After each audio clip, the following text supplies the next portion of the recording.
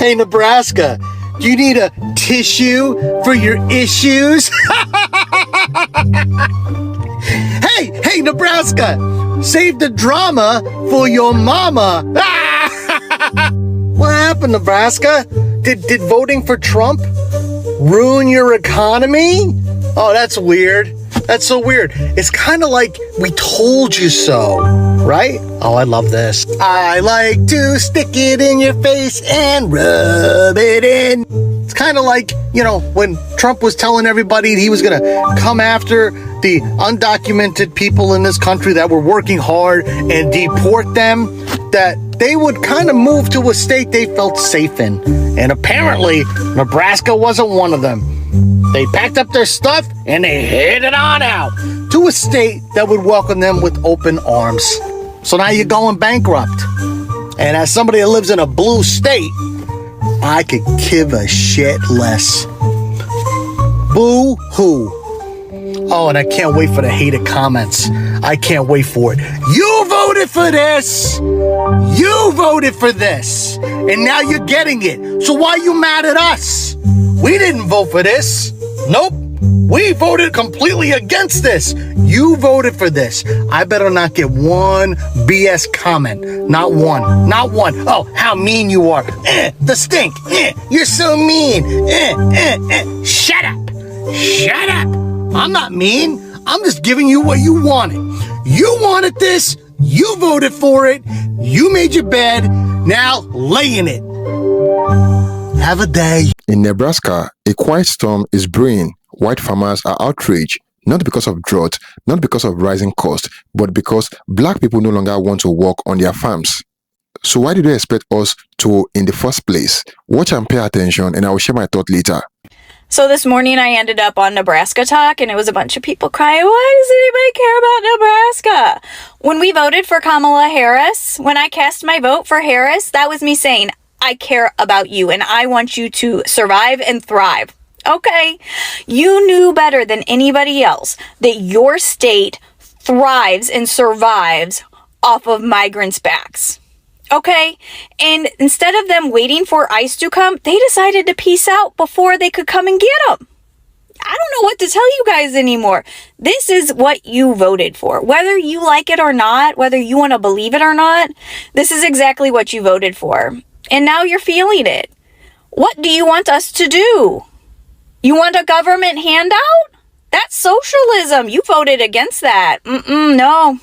Sadly, the reality is that you'll probably have to sell a lot of your farms for pennies on the dollar to large corporations and manufacturers. But don't worry, they'll probably let you work there for minimum wage. So I'm a black farmer, and a lot of people are wondering, why are black farmers not panicking like a lot of white farmers? Well, let me explain to you the reasons why. It's because white farmers have been handed everything to them, a lot of them. Not saying all of them, but a good bit of them. And by that I mean this. MLK even pointed out, he says, farmers in the West and the Midwest who were white, they were given land, they were given money, they were given training, they were given a lot. Whereas the black farmers weren't given anything, and the largest civil rights settlement in U.S. history is Pickford v. Glickman, where you had a class action lawsuit, bunch of black farmers all joined the lawsuit, and they won a huge settlement because the USDA was shown to be racist for decades. So because black farmers haven't been given anything, we've been learning to do without, unlike your white farmers. So when things are taken away from you, all your subsidies, all your tax breaks, guess what? You panic. Whereas we've always been going through this shit. So there's problems in privilege. So y'all, AM, PM staffing service posted this on Facebook because they're looking for farm pickers. And these are the terms right here. The comments, I'm going to show y'all some of the comments. The comments, Lord have mercy. Maybe y'all saw the news out of Nebraska today. Apparently our entire state is going to go bankrupt in 2 quarters. Me and my husband owned a cattle ranch here, and I can confirm that all of the cattle ranchers here overwhelmingly voted for Trump. We support him. We voted for him. Something like 70% of our entire workforce is undocumented immigrants, and they straight up are not showing up for work anymore. They have all either fled the country, fled the state. They don't want to get raided while at work, so they have just moved on. moved on to work somewhere else. And straight up, we are gonna go bankrupt now. We are gonna go bankrupt. And yeah, we voted. We knew that the immigrants would get deported and he was coming after immigrants, yet we still voted for it. Overwhelmingly voted for our own demise. I was talking to my husband last night, and I have to admit that it seems a bit foolish now when you think about it like that we voted for something that is now putting us directly out of business.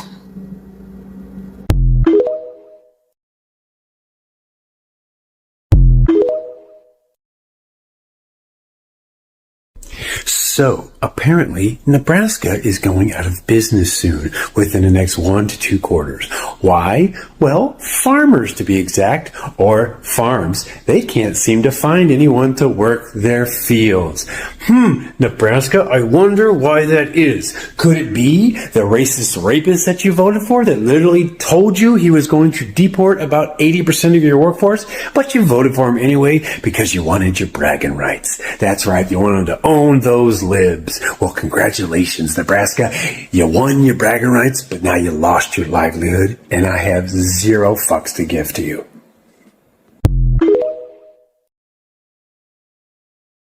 So I was on YouTube and I came across this video claiming that white farmers are outraged that black people do not want to work on their farms. And I thought it was fake because I was like, this has to be like clickbait or whatever. So I searched and I came across Facebook, and y'all, the comments were wild. I still wasn't sure if it was real. So I tried to go to the staffing agency's website, and y'all, apparently so many people went to their website that the website crashed. So I figured, okay, maybe this is actually real.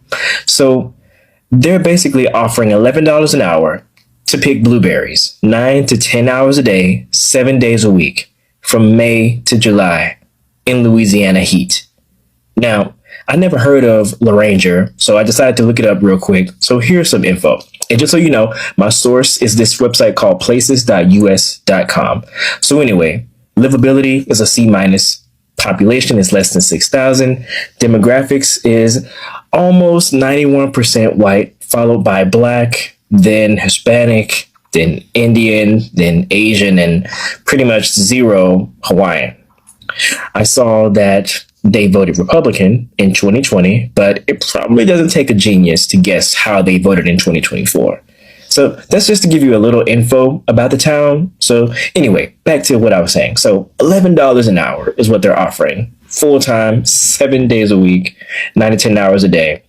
Now, according to salary.com, Louisiana's minimum wage is $7.25 an hour. So this is a bump. But let's be real. Now, for some people, they might say, oh, it's a job. Go work it. It's a job. But it's not a job, you know. It's more like a sentence. And then when you look at who they expect to take these jobs, you don't have to guess. It's a page straight out of history. Black folks, migrant workers, you know, the ones who are currently facing deportation right now. Vulnerable communities getting used for back-breaking labor for pennies. But people are saying this is what they voted for. So what do you think? Is it FAO season or what? Hey, y'all. Did I read that article about the dairy farmers? The ones that voted for Trump are speaking out.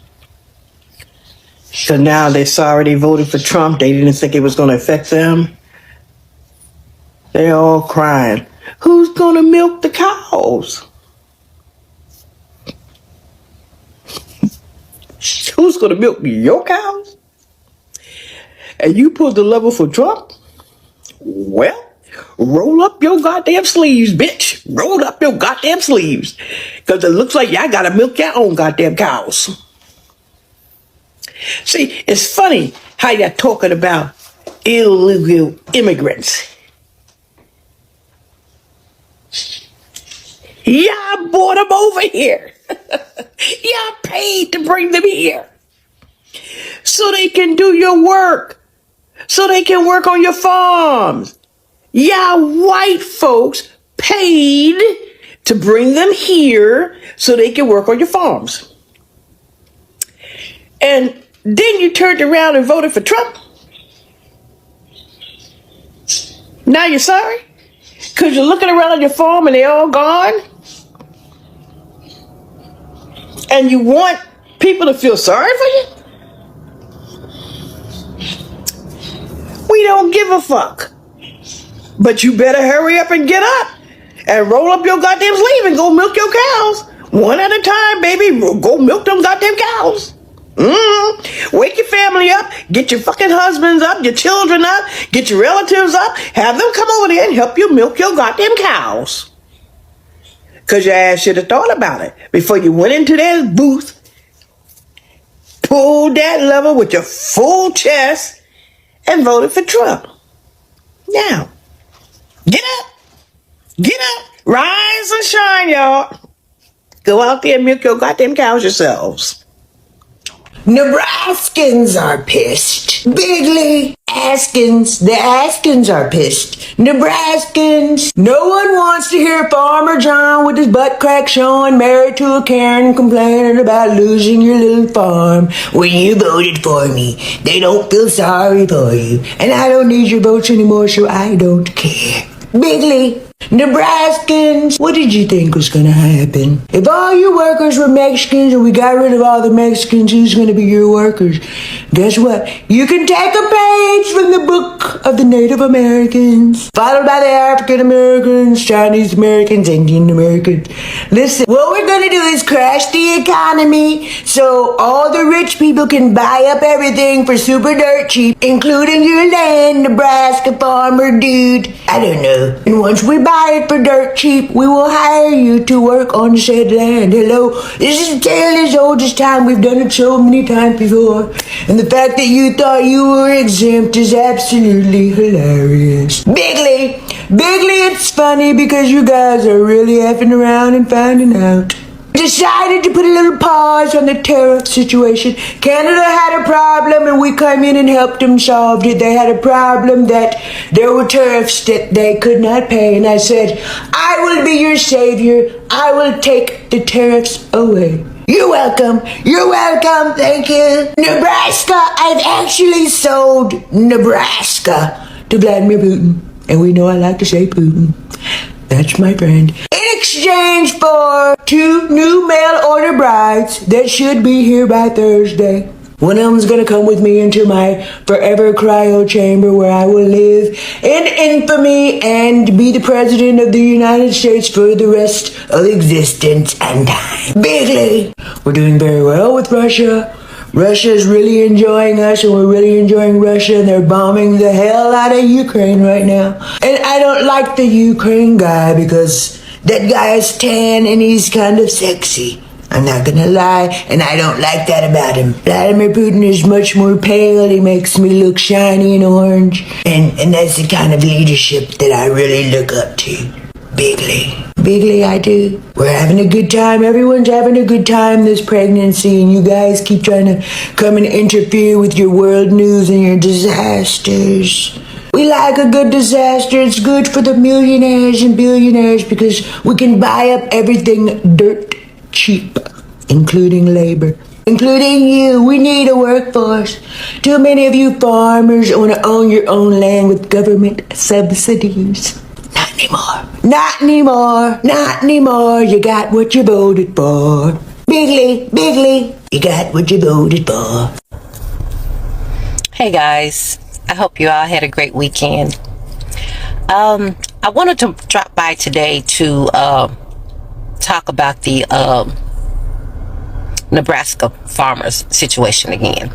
And I know a lot of us, with all of the videos we had been seeing around, or at least I had been seeing around, a lot of people were saying, you know, Nebraska didn't care about Nebraska, and why are we supposed to care about Nebraska, and Nebraska didn't care about Nebraska? How could Nebraska vote against their best interest by voting for mass deportation of their workforce? And I was saying, why would you purposely go to get rid of your workforce and not have a backup plan for the people that you're getting rid of? especially if your business is relying on that workforce. Your hatred can't be that blinding and that overwhelming that you can't think about your bottom line, especially when it comes to your businesses. Some of these farms have been in those people's families for over 300 years. You can't tell me you did not think about who is going to come in and replace these vital workers for your survival. One thing I do keep thinking back on is Trump kept saying during this campaign that the illegals were here stealing the blacks' jobs. He just kept harping on the black jobs, and everybody was like, what the hell is a black job? Well, this is just my perspective, or it's just my thought. I'm thinking that the Virginians and all the rest of the people who were depending on illegal immigrants for their labor, they kept hearing Trump saying that the black people jobs were being taken. I'm thinking in their minds, they were hearing Trump saying the black people are going to come back to those jobs. In my mind, I'm thinking they were hearing Trump says the black people are going to replace all those immigrants out in the fields and on the farms and all of that.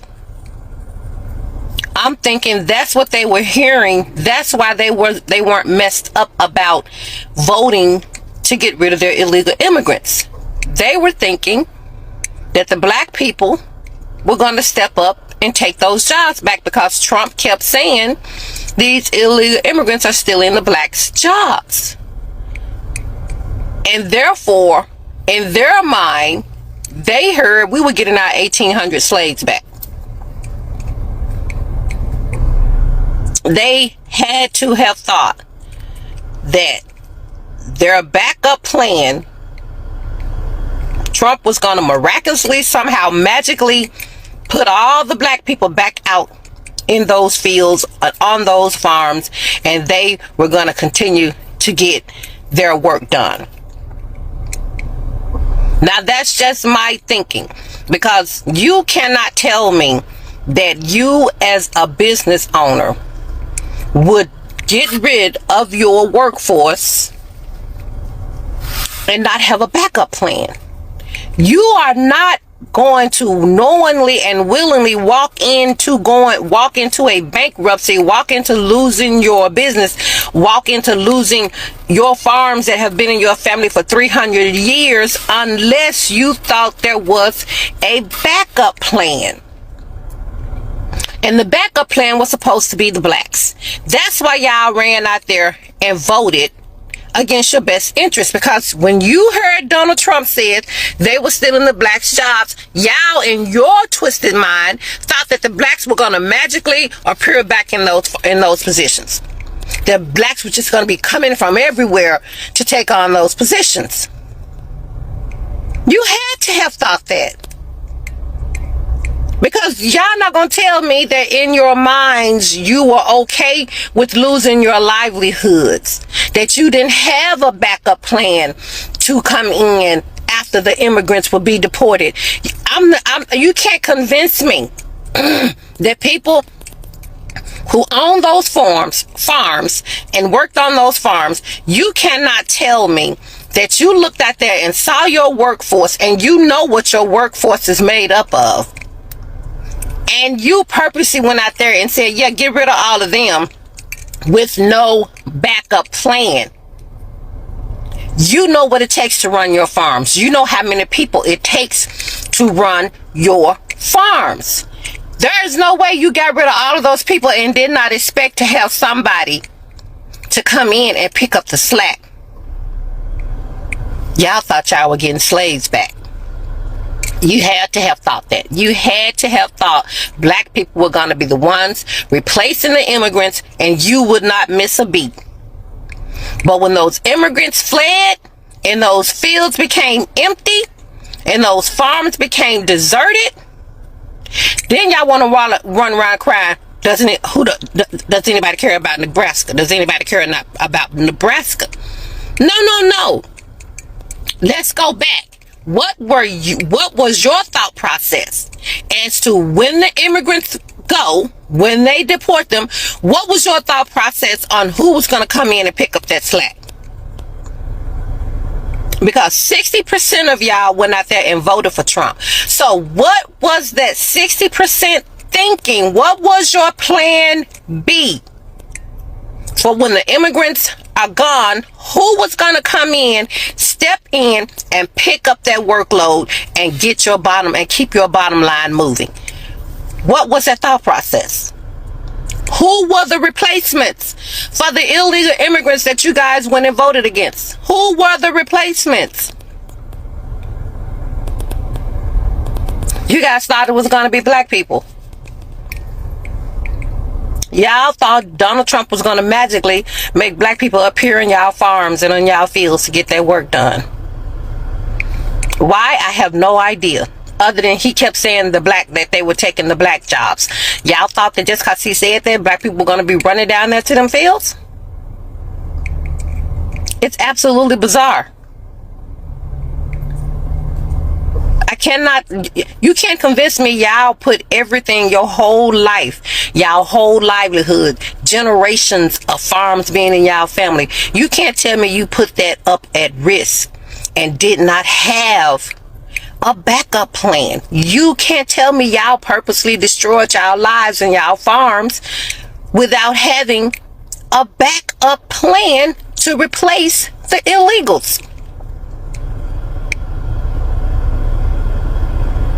It's just not making sense.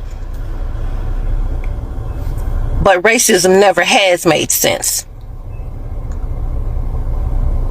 Guys, these are some really eye-opening times we're dealing with. And another thing I want to touch on before I leave today. President Musk is really working hard to get up under the black people's skin. He's trying to find a button to push to make us hit them streets. Now he wants the government to stop funding, to stop the lease for the Obama Library. And he also wants the United States government to sell our National Black Museum, one of our National Black Museums. I think it was the Montgomery Boys bus. Something to do with that. I think that's what it was. So do you see what they're doing? When the threat to pardon Derek Chauvin did nothing, now they're going for other intricacies that they know black people hold near and dear, which is telling us they are going to keep nitpicking until they can think they can get us out there. No matter what they do not give them what they're looking for. I don't care what they do at this point, but it needs to be seen the extremes they're going to go to. White farmers in Nebraska are angry because black labor is walking away. Yeah, you heard that right. Some of them actually expected black folks to keep showing up, underpaid, overlooked, and overworked, like it is 1940. Reports are coming out of rural Nebraska. Some white farm owners are fuming over what they call a labor crisis. Translation: that black workers and many other people of color are saying no to low wages, unsafe working conditions, and a legacy of exploitation they have been silent about for too long. Let's be real, this ain't just about farming, it is about exploitation rooted in entitlement. Let's ask the real question. Why did this farmer expect black labor in the first place? The answer is simple and uncomfortable. Because they have always expected it. From slavery to sharecropping to Jim Crow to migrant exploitation. White landowners have long depended on black and brown labor to do the back-breaking work while holding the land, the power, and the profit. But times are changing. Here is the truth. Black folks are no longer just surviving. We are choosing dignity. We are starting our own businesses. We are moving to cities or buying our own land. We are refusing to be tools in someone else's machine. And that is what really has these farmers pressed. They are not mad that we cannot work. They are mad we will not. Because once the free or cheap labor dries up, they are forced to face the truth. Their system does not work unless someone else is beneath them. Let's decode their language. When they say, these people do not want to work, or they used to be reliable, or they are abandoning us, what they really mean is, we expected loyalty without respect. We wanted labor without listening. We feel entitled to people who never owned us anything. That is not economics. That is plantation logic disguised as rural frustration. This is not just about Nebraska. This is about what happens when black refusal meets white entitlement.